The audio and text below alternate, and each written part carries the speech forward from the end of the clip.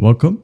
In this video, I'll show you how to cancel your ClickFunnels subscription. All right, so first up, go ahead over to ClickFunnels website. And then once you're in here on your dashboard, just go ahead over to the bottom left. And here in the left panel, and click on Workspace Settings. Okay, just click on it. And once done, and these options, just select Billing. Click on it. Wait for it to load. So once it's opened, go ahead and locate your subscription right here, for example.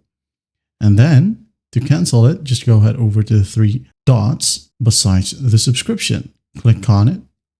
Now go ahead and click on Manage Subscription.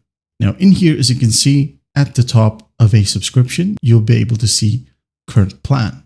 Okay. Now to cancel it, just go ahead and click on Cancel Subscription. Just click on it.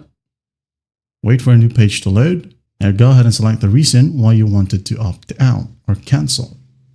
All right, could be the training issues, cost, software issues, or planning to come back.